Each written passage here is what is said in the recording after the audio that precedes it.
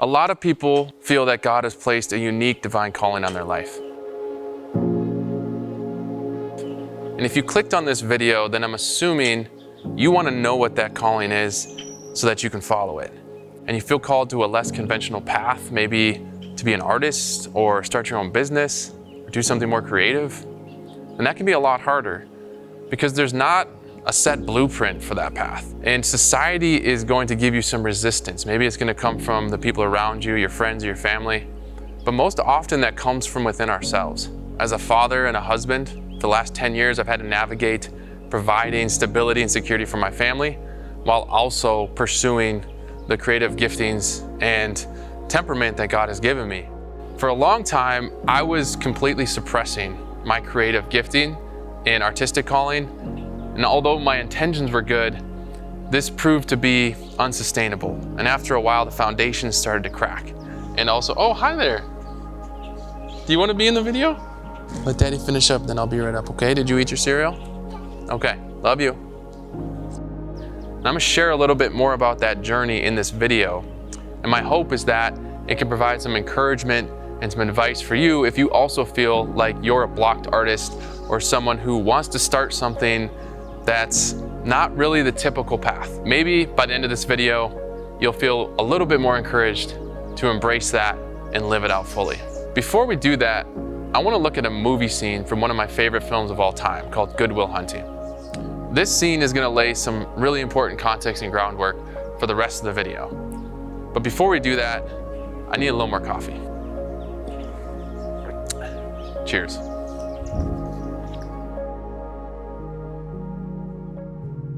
So there's a moment in the film Goodwill Hunting that captures this tension perfectly. Will is a math genius, like Einstein-level gifted, but he's also deeply troubled. He was an orphan, he was physically abused as a child, and so he's got some serious baggage. So the movie follows Will through his legal troubles, failed therapy sessions, and his inability to commit to a great girl at Harvard. But near the climax of the movie, there's a pivotal turning point. It's a conversation that Will has with his best friend, Chucky, who's played by Ben Affleck. So Chucky is Will's best friend, and he loves having him around, but he knows that this is not Will's path, and that his fear is holding him back from his true calling. And during a break at work, Chucky has a heart-to-heart with Will. And in this mic drop moment, he says to Will, "Look, you're sitting on a winning lottery ticket, and you're too scared to cash it in." He tells Will that it would be an insult to him and the rest of his friends if he was still working that construction job in 20 years, because they would give anything to have what he has.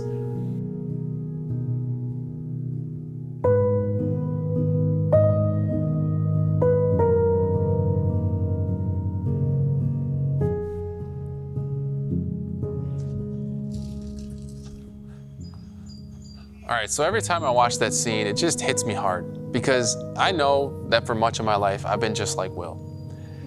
And no, I'm not saying that I'm some sort of creative super genius, but I do know what it's like to ignore God's calling and to justify it with noble excuses. Really underneath what it is just fear. It's fear of risk, it's fear of failure, it's fear of what other people are gonna think. And for a long time, I thought that pursuing my creative dreams or desires was unfair to my family. It was unfair to my wife. And I thought God was asking me to do something I didn't want to do. Now, don't get me wrong, being a father and a husband and providing protection and security for my family is the number one honor and joy of my life. But if my career is not aligned with my vocation as a father, then I'm not going to come home at the end of the day filled with the joy and the energy and the life that I want to give to my kids and to my wife. If I'm coming home at the end of the day and I'm resentful and I'm frustrated because I know that there's some sort of potential opportunity that I'm not reaching as an individual, as a creative, as an artist, then I'm just not going to be the best father that I can. And that's just the truth. Now, I'm saying that you have to have the perfect dream job to be happy. But if you're like me and you feel that deeper calling, if you feel that deeper desire to create every day and to be an artist or to start your own business, that's not something you can just brush aside. For many people, that's something that's going to be burning inside them. And if you try to suppress it and you try to stifle it, it's just going to keep coming back up to the surface. I've swung back and forth between the extremes. I've quit jobs before without any kind of plan. I've also stayed in jobs for too long when I know it wasn't the right fit, and neither one of those paths work. There has to be a balance. There has to be some sort of level of both security and provision, while at the same time putting yourself in a position where you're getting the opportunities and the creative experiences that you desire and that you need to continue to live out your vocation fully. So with all that being said, it's not always easy to know what to do. Even if you feel like you know you have this creative calling or you have this dream or vision that you want to go after, the reality is there are still challenges. And like I said at the beginning of this video, there is not a blueprint or step-by-step instruction guide for an alternative career path like being an artist or being an entrepreneur. And so there are some resources and just helpful tips that I've found as I've gone along this journey and tried to figure things out that I want to share.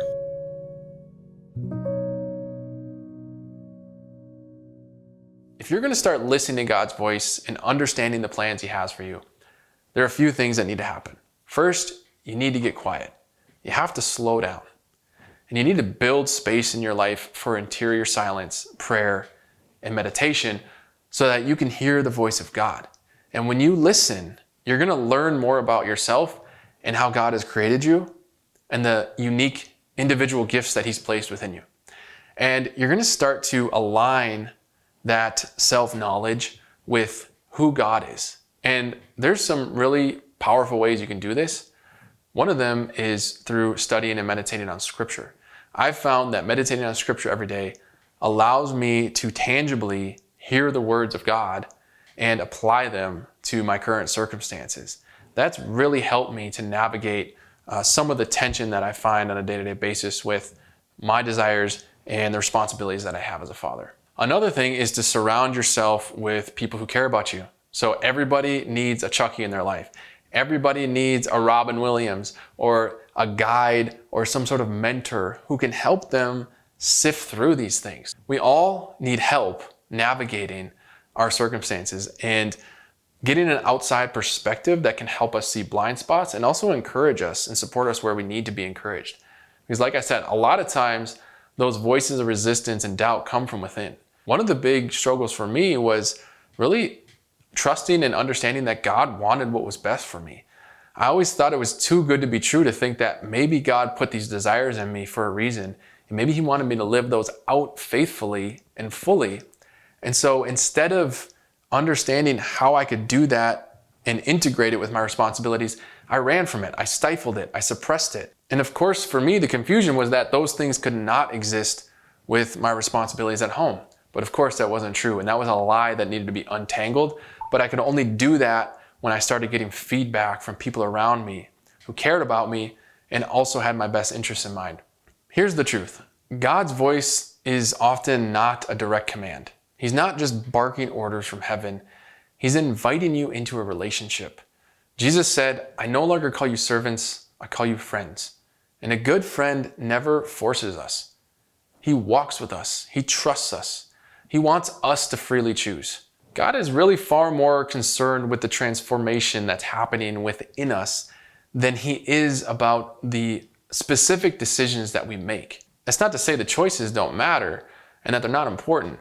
But if you're going to God in prayer and you're surrounding yourself with wise people who care about you and you're really making an effort to integrate the different responsibilities of your life and make sure that it aligns with your ambitions and your career goals, then God is not going to lead you astray. He's not going to abandon you. And you're going to make mistakes. You might take the wrong job. You might stay too long in the wrong place. You might leap before you're ready. And that's okay. That's how God forms us. That's how we learn. Those failures are what makes our story interesting. Every great story includes trials, uncertainty, ups and downs. Look at the Gospels. Look at the life of Jesus. Look at any Hollywood movie. Transformation comes through that tension. And if you're truly trying to follow that call, if you're seeking to live a life of prayer, integrity, and interior peace, God is going to use every single step, even the mistakes. And He's going to use those to shape you. So let me end by asking you very directly, are you ignoring God's creative call in your life? Is this something that resonates with you? What has your experience been? What are you learning about yourself? What lies are you believing? Are you spending time in prayer, understanding who God is and understanding how He uniquely, creatively made you as a son or a daughter of God? If you want to follow my own personal journey, I'm starting a newsletter over at thecontemplativedad.com. I'm going to link below in the description, and I'm going to be documenting my story in real time and sharing what that looks like as I follow a creative calling rooted in faith, fatherhood, and purpose. If you're navigating something similar, or if you just want to follow along, I'd love to have you there.